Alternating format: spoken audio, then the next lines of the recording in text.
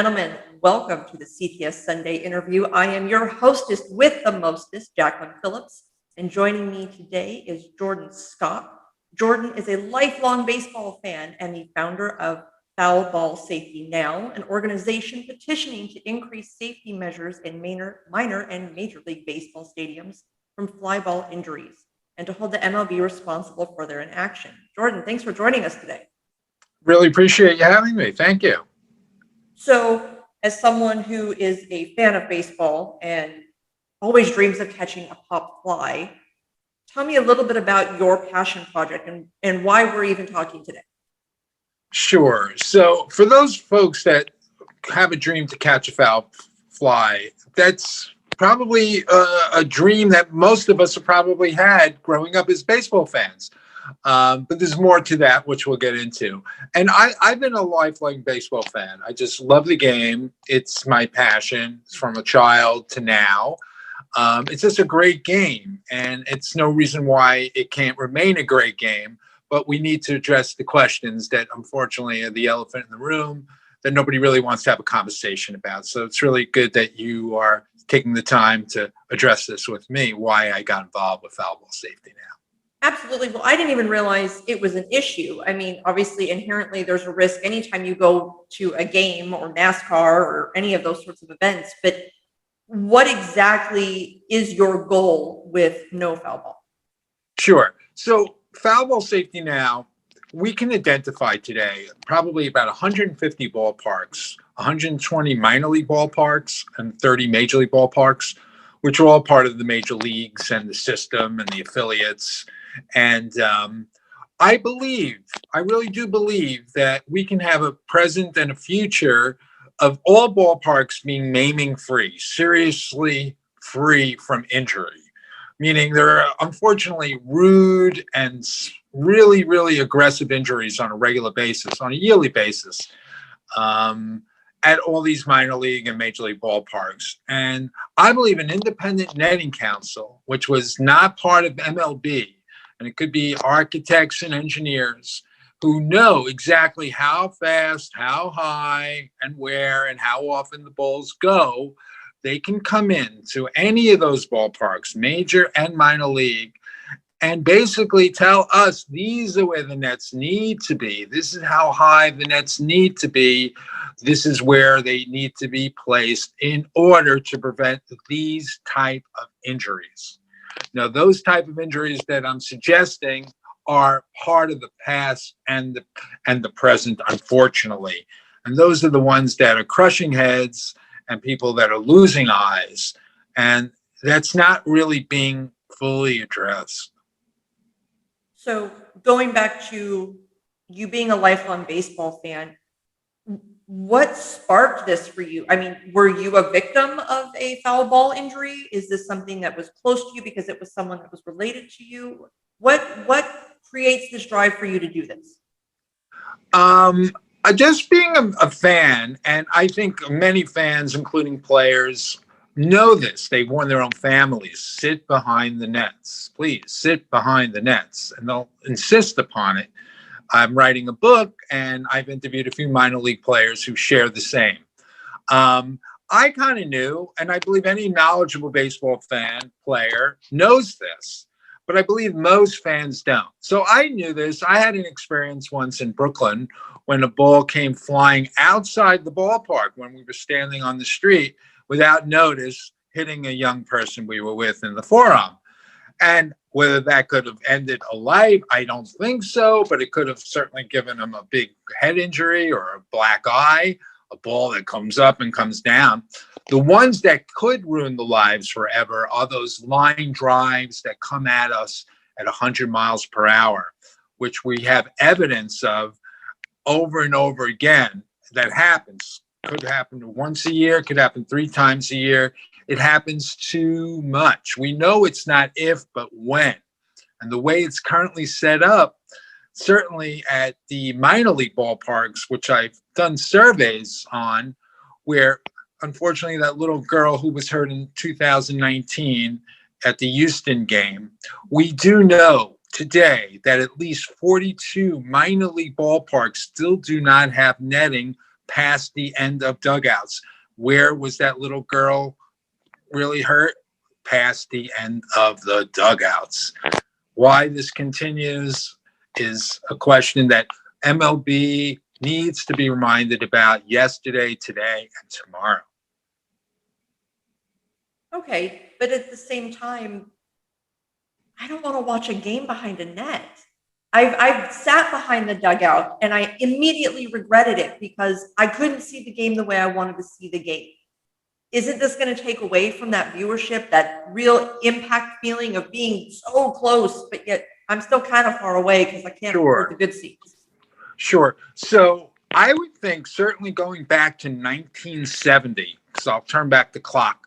It was a young person who died at the Dodger game, Alan Fish, in 1970. He was 14 years old. And as much as baseball at the time probably should have had an honest discussion with us, and maybe nets were even not as modern as they are now, that was the time to tell us, guys, the regulatory agencies are coming because we have no choice. We need to just tell you that nets need to happen, similar to like seatbelts. So it's now taken out of our control as families, whether we want to go there as adults or whether we want to bring our children. Clearly, I think children's services agencies all over America, if they had the inclination or somebody notified them to this fact in 1970, they might have said, well, if parents want to be daredevils and go to the games, well, you know what? They can't bring their kids, or they got to sign some kind of waiver with the teams. But none of this dialogue or communication really ever started. In Japan, the culture is much, much different. They're out front. I believe they're more about respecting dignity with their fans because nobody's getting rudely smacked with those 100-mile-an-hour balls. And if adults want to sit in certain sections, they call them the excitement seats, and they'll give you a helmet and a glove to sit there. I doubt they allow you to bring your children. So it's all about all this kind of thought that I have is it's just a conversation. But it's great to have these conversations with us because it could then create a bigger conversation.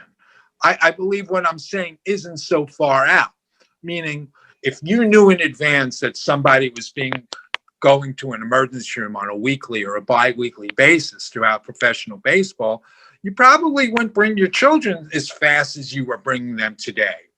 It may not be that particular ballpark, but it could be one of the 150 ballparks with basically the similar dimensions. Balls flying into the seats, 100 miles per hour, just beyond the end of the dugout. And I know at least 42 minor league ballparks today are hosting games that do not have nets past end of dugouts. Young girl, Houston, 2019. She got rudely hurt past the end of dugout. Right. So I don't want to sit behind a net. Right. For someone who is concerned about it, wouldn't I just say, well, then watch it at home? They're televised. Well, I think most fans will be okay with the nets. And certainly today, it's much easier to sell people on nets because the technology on the nets are much better. And 78% of fans, I don't know how effective the survey was, through an ESPN survey, agreed that more netting is good. Some of the conversation on social media is negative, and it's telling people, pay attention, stop looking at your phone, keep an eye on your children. But you can't keep an eye on your children, in my mind. You're not getting out of the way whether you're a former third baseman or first baseman. If you're a fan that particular day, you can't get out of the way of a hooking 100-mile-per-hour ball. Even if we were all staring without blinking for 3 hours, we're not getting out of the way, in my mind, from a hooking 100-mile-an-hour ball, from a ricochet, and you clearly are not in the position where you can say, I'm watching my kids. Okay, well, I'm a parent, and yes, I took my son to a baseball game a couple weeks ago. Yes. Inherently, I know there's a risk when I do things with my child. Yes. Are you saying that children shouldn't be there? Are you saying that they're more of a target than adults? No, I'm not saying we're all targets, but clearly, if adults are making that call, for themselves, I believe there's a way that can be done. But it clearly would be going back to coming up with a form or some sort of mutual agreement amongst adults. But I don't think adults can make those calls for their kids, similar to like seatbelt rules back in the 1970s, where they came in and they said, parents, I'm sorry, you're really not allowed to let your kids roll around. We're coming in, we're the regulatory agencies. We're telling you, your kids have to be seatbelted. Similar to this, I believe the regulatory agencies still have not had the epiphany, meaning if they know the history, as I'm trying to outline what it was, they too probably would have said, wow, nobody brought this to us 20, 30, 40, 50 years ago. If they had, maybe we would have had this conversation or these hearings a long time ago. It's all about discussion before we can get anywhere. There's no discussion. Baseball doesn't want to have these discussions because it'll expose what I call crusted mud on their face. They're just trying to, when one commissioner takes the keys from the last commissioner, I think their goal is to keep the secrets secret. They know the data. They know how often people are rushed to the emergency room. Once we do discover or start asking questions, show us the data, similar to like the NBC report, which reported, and then LA Times surmised or came up with from the same report. If all the teams had been participant in that report, all the first aid teams, all the first aid independent contractors, we would have learned that 4,500 injuries occurred between 2012 and 2019. I'm not saying all head injuries and eye injuries, but unfortunately, 4,500 people reported to first aid at major league games. And this is not even minor leagues where there are 3 times as many more games. Somebody could suggest this 13,500 injuries from 2012 to 2019. Maybe, and certainly in the minor leagues, a lot of this goes unnoticed. I'm trying to speak even in conservative numbers because I just believe it's a matter of dialogue and conversation, which we really haven't had. I've had a couple of Zoom calls, including Erwin Goldblum, who's the widower of Mrs. Linda Goldblum, who got killed at the Dodger game. He's been to like 6 or 7 of my virtual Zoom calls. So I've been the one hosting these calls, asking media to come. Wouldn't it be nice if ESPN or NBC hosted these town halls or these Zoom calls? So now when I buy a ticket to a major or a minor league game, there's an inherent risk that I could be hit by a ball. I could be part of a drunken brawl because people don't know how to behave themselves anymore. There's always that risk that something's going to happen. When I buy my ticket, I'm basically saying, hey, you know what? I get it. That's going to be part of the risk. I'm accepting of that risk. Are you saying now that the MLB should just entirely accept that risk? I don't believe MLB is an honest organization. They've been getting away with hurting and maiming people for years, and they haven't had to pay out the bill. Now, did they warn us in advance? Yeah, they did, in microprint. Imagine if that microprint on the back of the ticket, or now you have to search even harder on the e-ticket, was actually put up on the scoreboard. You would actually see parents saying, why are we sitting here? Is there an opportunity that a child may be hurt? They would be asking them some questions. And I think families who are more informed would be looking at those people 100 feet away, not sitting behind nets, giving them looks like, oh, you're such a bad parent. What are you guys doing there? And families would be feeling it from their peer pressure or from their fan peer pressure. And they'd probably be thinking amongst themselves saying, they're making this known that there's a risk, inherent risk. The only respect they've had for us for years is microprint. And to me, that ain't right. I just feel like this shouldn't have been happening. Certainly since Alan Fish died in 1970, that was a time to have an honest discussion with their fan base and saying, guys, it's not a matter of if, but when. I interviewed a young lady who's in my book from 1979, who lost her eye at Shea Stadium in New York, a teenager. And 15, 20 years later, or maybe even 30 years later, when she became a mom, she was concerned about her child playing baseball. So it has these effects on fans.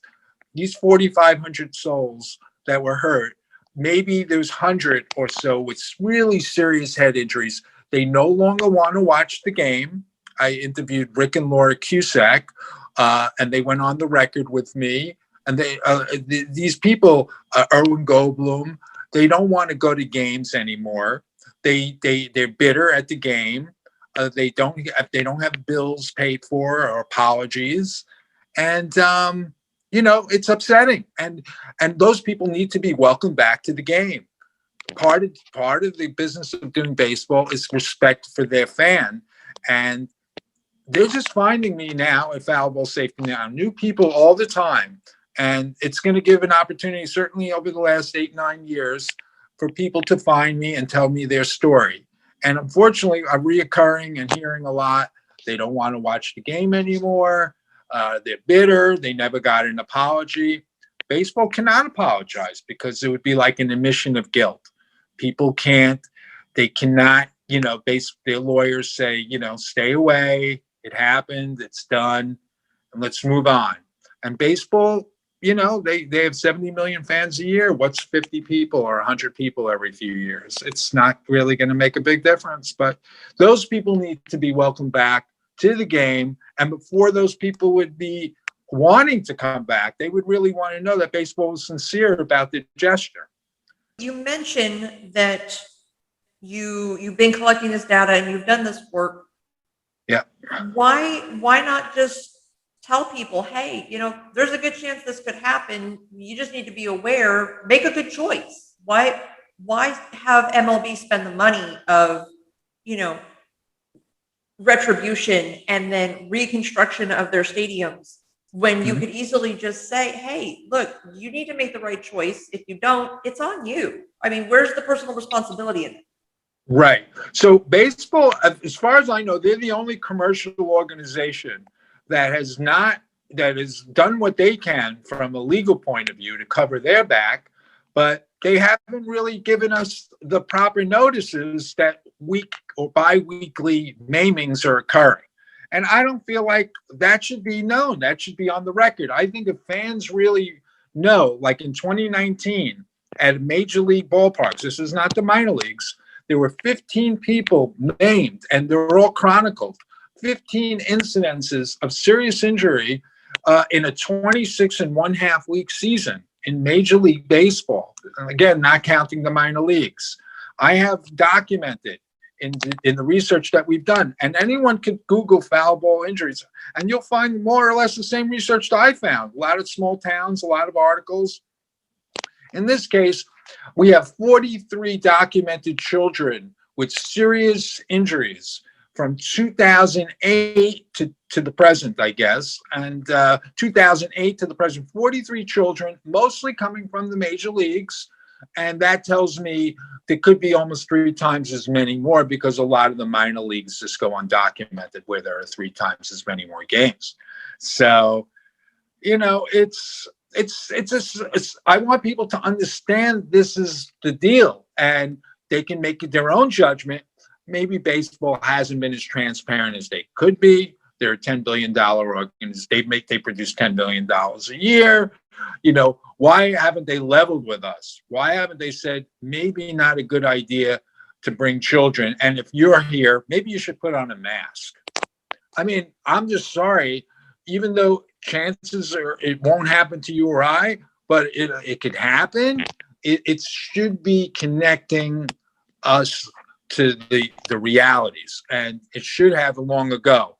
And that's why I believe, if somebody gets hurt, is that landlord, if it's a building, is that landlord allowed to keep those bricks loose if they know in a week or in 2 weeks those bricks are coming down again? I don't think so. And I think it's similar to baseball, knowing in advance that these serious incidents will happen, and something needs to be done. And we need to demand the data. And I think people will have their epiphany of outrage, and they'll say, you mean my growing family was at risk each time we went to this game once or twice a year as they were growing? Yeah, they were. And baseball knew about it. And really, they really did know about it? Oh, absolutely, they did. And how did they tell us in advance about this? Well, they did tell you in microprint on the back of the ticket, which hardly anyone reads, that they're not responsible, but they didn't tell you how often these injuries occur. They didn't tell you that probably not a good idea. If you think your children are okay by you watching them, and that's the primary reason for them to be there, well, I got something else to tell you. That's not true. You can't get out of the way of the ball. And, these guys from Harvard who I interviewed will tell you this, that it reaches you in a split second, and you just can't get out of the way. So yeah, the speed at which a ball flies is so much faster than it was 10 years ago, let alone 20 years ago. But yeah. you tell me that you're a lifelong baseball fan. Are you still going to games? Well, recently, no, but I would still go to games. Yeah, sure. I'm a game goer. I love games. Yeah. And then, so where do you sit? Right. Well, I've been aware of this issue for the last few years, and the last time I had attended a game was in 2019 when I started this campaign, and I was thinking how I was going to, move forward with this, but I was always by myself and well aware of where to be, so I'm not affected. I had an experience which was in 2006 where I sat near a celebrity, Jerry Seinfeld, at a Met playoff game. And I was like 4 rows from the field. It was the only ticket I could find, and it was very expensive, but I wanted to go to the game because I'm a big fan. And I was wondering how anyone could sit without protection behind the dugout. And up until 2015, 2016, there were no nets behind the dugout at all. And even in Peoria this year, which I actually rented a plane and had a message fly over Peoria. Yes, I saw that. They have no netting at all over the dugout. And they tell me, well, we're waiting on the netting. It's been ordered. But still, hosting games in 2021 without nets over the dugout. And I have a video on my website which shows you what could happen when a ball goes behind the dugout. And that was in Tampa before nets were up behind the end of the dugout. It shows the video going in between these two guys and the announcers making jokes. The baseball announcers making jokes because they showed it in slow motion. But if that made a connection with that human being, that would have been the end of baseball right then and there in Tampa Bay that year, because that shot would have been that viral shot that told everyone, like, oh my goodness, but it missed them by a few inches. We do see a lot of close calls. On YouTube, you'll see clips of close calls and near misses and near misses, sure. Yeah, but I mean, if we were going to compare it to another sport, let's talk about golf. Sure. I'm here in Phoenix, and we host, the Waste Management, and we have people lined up on the sides. There's no nets. I know. I think about that. I'm not a golf guy. I was like, wondering if the guy shanks it to this way or that way. Yeah. I guess. And maybe it's happened, but I guess, yeah. Sure, if you go searching for it, you can find it. You can find anything. But what's to stop this momentum from consuming other sports? It kind of sounds like a downgrade. I'm just talking about baseball. I believe the regulatory agencies should have been here 50 years ago. We should have had conversations and discussions. Where is it appropriate for kids to sit, or not to sit? Are balls allowed to come up? Are balls allowed to come down? Maybe yes, maybe no. But we haven't had those conversations. I'm not all about nets around every square inch of the ballpark. I still want people to have an opportunity to feel like, they're not in a cage. They're feeling like, this is all good. But I think even watching through nets in today's time, I think people are going to be fine with it.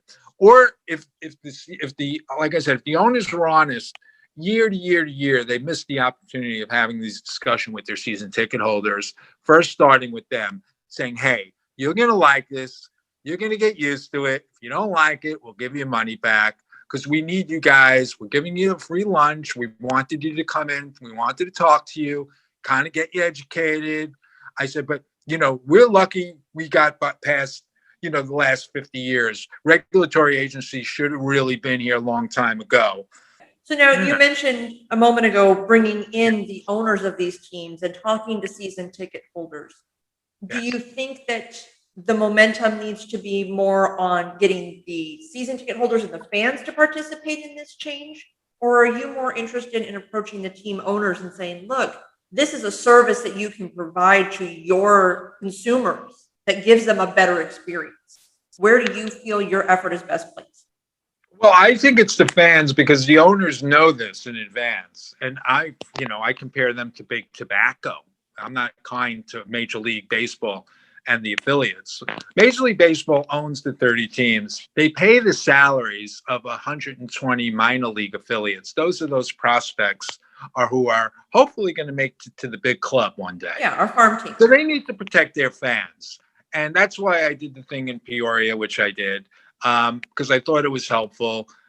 We were on local Eyewitness News twice, so that was interesting. A couple of articles as well. And it brought it to attention to the people in Peoria, around Peoria, about this. I believe the fans, it's a call to action. I really believe that they should demand baseball share exactly what they knew, when they knew it, and let's get on with it, because it's 50 years of misleading and deceit. And I'm not kind to MLB. I believe if MLB and the owners don't make a change immediately, they should be all forced to sell the team. We need a changing of the guard. Plain and simple. I mean, that's it. If you cannot respect the fans of America, minor league fans who are supporting those prospects, without those prospects, you don't have a parent organization. You need the development of the younger players. The least you can do is certify all of those ballparks as maiming free. So no child ever has to go to the emergency room for a head injury, a rude smack in the face, which is what these balls have been doing year after year after year. Okay, and that should end. So you of course want the fans to participate in this. What about the players? What is their role in this? Well, the players too, nobody deserves any sort of Hall of Fame status. I'm fed up with hearing about how players have negotiated with their union about getting nets, because it's been brought up at collective bargaining a couple of times. But it's, in my mind, it's like a tokenism. It's brought up and then it's taken right off the table. Now, these minor leaguers, before they become major leaguers, they have no union representation. They're telling their own families, Mom, Dad, you need to sit behind the nets. But at the same time, they know they're in a community that will unfortunately hurt a child or to hurt a human being at some point. And that may be a big burden to bear. But once you become a major leaguer and you're part of a union, and you could now make it right for the minor leaguers and do right. And you know it because you went through it as a minor leaguer. And now that you're major leagues and the union should be doing the right thing. There's 5,000 minor league players. There's only 600 or 700 major league players. Do the right thing and make it right for the minor leagues and their players so they don't have to bear the burden.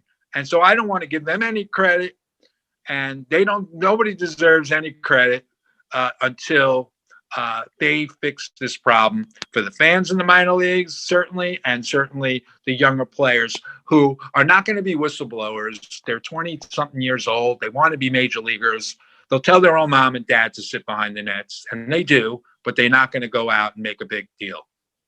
Okay. So when I was doing some reading up on you, you said that, MLB has done the absolute bare minimum to meet the requirement. What is the bare minimum? What does that look like for us? Right. So Mrs. Goldblum, she was killed behind home plate. So the Dodgers took a 1 year and they elevated the net vertically behind home plate. And maybe they got it right where nobody's going to be hit with a 93-mile-an-hour ball like she was and died. Have 29 of the other teams vertically raised their nets? I'm not really sure. if you go on websites and see what these teams do or don't do, there's very little on what the netting issue is. So the fans are really not asking for it because they're still not thinking about it. So MLB isn't providing it. If the fans demanded where are the nets, then all the teams' websites would have a map including nets. The minimum is Independent Safety Netting Council standards. Who is that body? Is it the architect, the engineer, to come in and make a field trip to a particular ballpark, understand where the balls go, how fast they go, and then recommending certain things? That would be a start. That would be a start. And then if anyone wants to have a conversation or a debate, it's the beginning of a real conversation. It's not the teams saying these are where the nets go. From one netting installation to another, I can imagine what the netting manufacturer must be, the netting installer guy must be saying, the company that does the installations at these minor league ballparks, where the ballparks are basically very similar in dimensions, which many of them are, where one team says, yeah, we like the nets down to the end of the dugout. And then the other deal is, we want the nets all the way down to the foul pole. They probably are saying to themselves, well, we're just the laborers. We just have to follow the direction. We need someone, a body, an independent body, to really just tell us these are where the nets need to go. We're going to provide a family checklist. We're going to provide a recommendations to families. We're doing it. Here it is. Done. So what you're saying is at this point, there is no universal standard for a bare minimum. No, I don't have one. It's case by case. Okay. Yeah. So obviously a major league stadium like we have here in Phoenix is going to look very different than a minor league stadium. Where do you draw the line as to, where do you invest that safety? Do you put the same level of safety on your minor league as you do your major league, knowing that your participation is going to be different? Oh, of course. Their balls are going at 100 miles per hour in those places as well. It's all a matter of their buildings, and each individual building needs to be, specifically designed with the right nets. It's like in any other building structure, you would have some sort of standard. And each case, they're all different. They're all differently made to this degree or that degree. So sure, they all just need to be individually inspected and viewed and recommendations from an independent body saying, this is what we know. We know the StatCast. We know where the balls go. They can tell us all watching the game how fast the ball leaves the bat, how often. They've been doing this for years.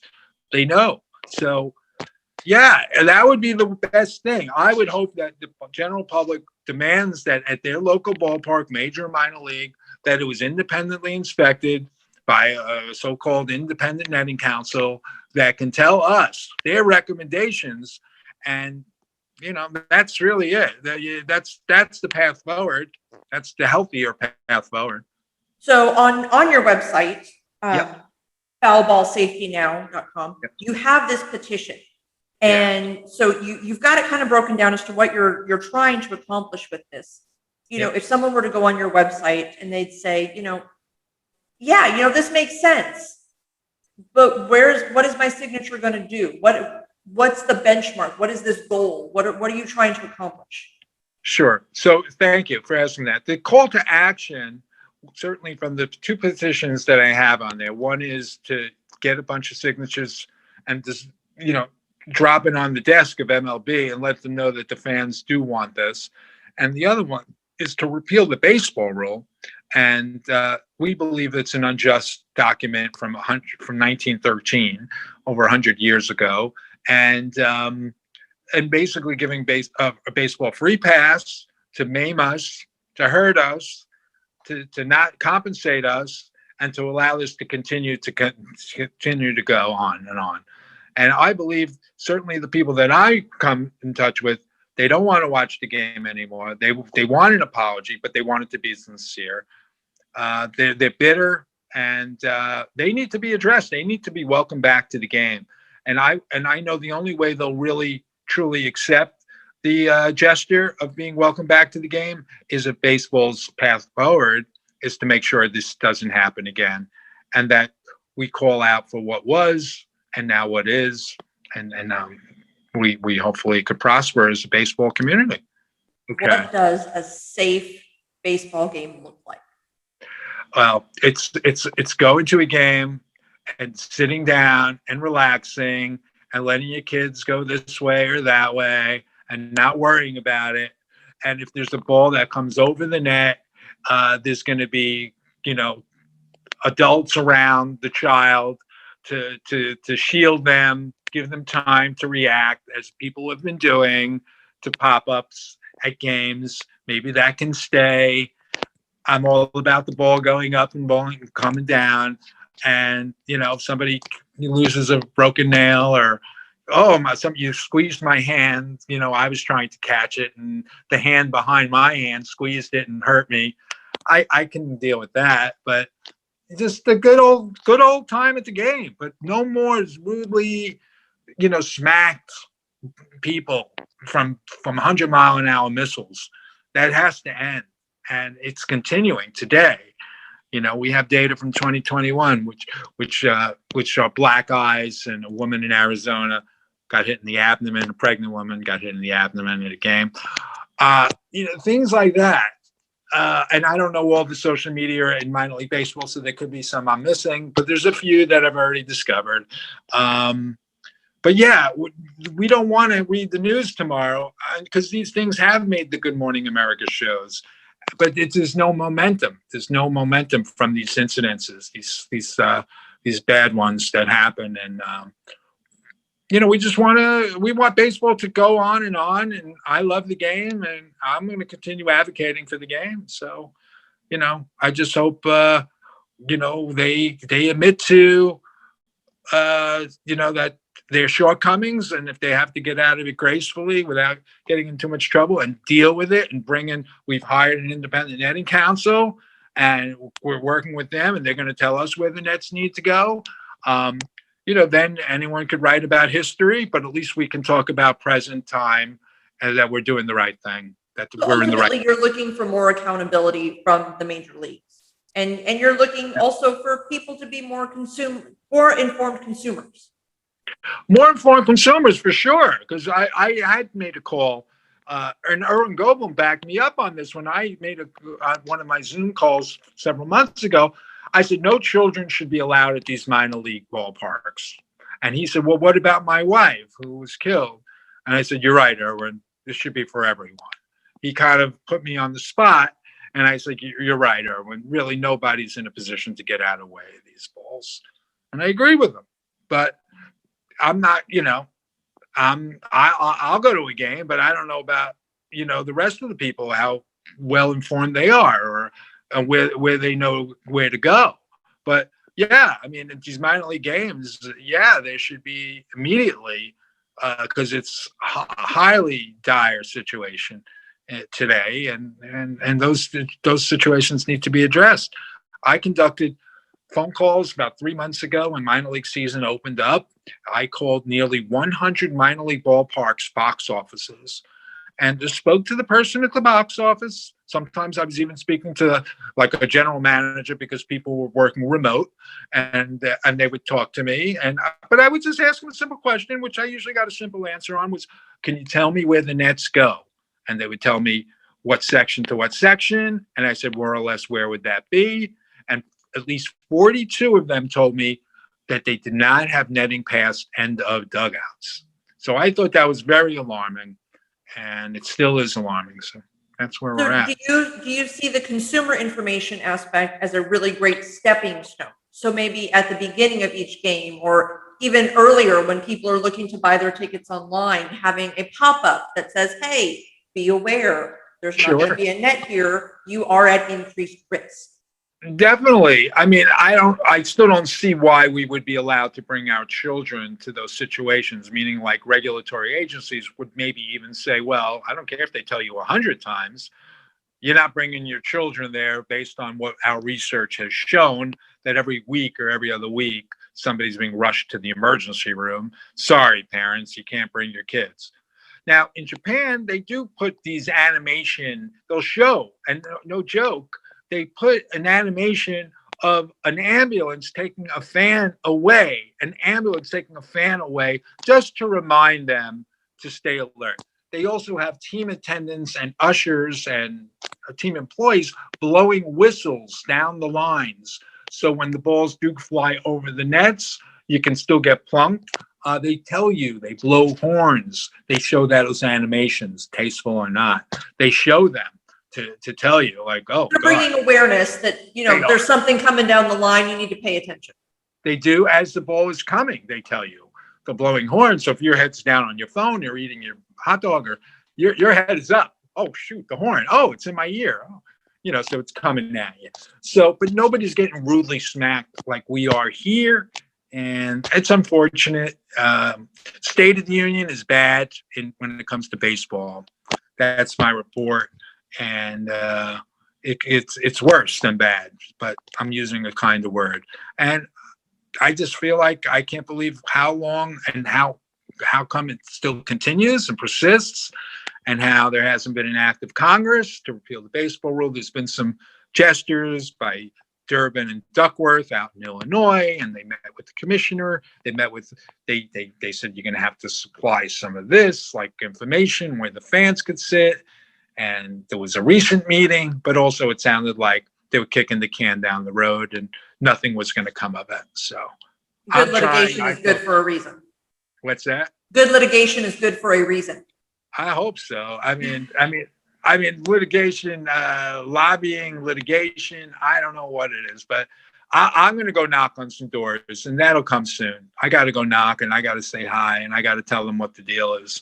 So, yeah. Now, on your website, you mentioned that you've got a book that you're working on. Where are you at in the book? Tell me about the book. Sure. So the book has been really, really great. I've interviewed really interesting people, as I mentioned, Rick and Laura and Irwin and, some others. Maybe about 10 people so far.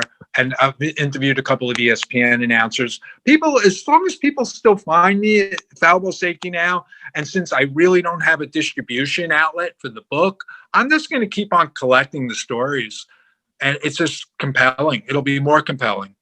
And some editor or some storyteller will tell me how to shape the book, and I'll follow their advice, because they'll say it's going to be an interesting read for the reader. So why don't you take the ingredients and shape it this way or that way? I'll be like, sure. But we're no short. We're 70,000 words and north of where we need to be. I think the book is pretty done. But if this conversation takes off in here or Japan, because in Japan I'm working on getting some support, because they're already about the respect and dignity for their fan, so they may appreciate or celebrate this American narrative that I'm trying to convey here, and they may be like, oh, what do you need? And I'll be like, well, sign the petition or something, or maybe you could sign a petition. They'll say that you're also in support of more nets, or maybe they'll want to buy my book for $1, or maybe it'll be an ebook, or maybe it'll be like a scrapbook of all the things that are on the website. It's just a matter of introducing people to the conversation, and so I'll follow the directions of those marketing people when those times come. That what do I need to present, how to present it, how will they absorb it? But I think we're in a good place. So Jordan, anyone that's watching our conversation this afternoon, they are obviously going to have questions. Where can they go to learn more about this and how to participate in this? Where can they go to sign your petition? How can they get involved? Thank you. So Foul Ball Safety Now, foulballsafetynow.com. Clearly, if you have anything to share, if you know somebody who has a story to share on or off the record, please tell them to sign the petition. There's 2 petitions on the website right now. One to get a bunch of signatures over to Rob Manfred's office to tell them that we want nets. And the other one is to repeal the baseball rule, which I believe is unjust and protects the owners and doesn't motivate them to take care of the problem. So unfortunately, these problems will persist. They can do that. And foulballsafetynow.com. That's where you go. Awesome. Well, Jordan, I really appreciate your time today, and for not only getting informed more about, baseball as a spectator, but really the instances that this is hurting people and how we can actually go about making this change. And Again, thank you for your time today, and thank you for being on CTS with me. I appreciate you. I appreciate that. Thank you so much. You have a great one. Take care of yourself now. Thank Be you. safe.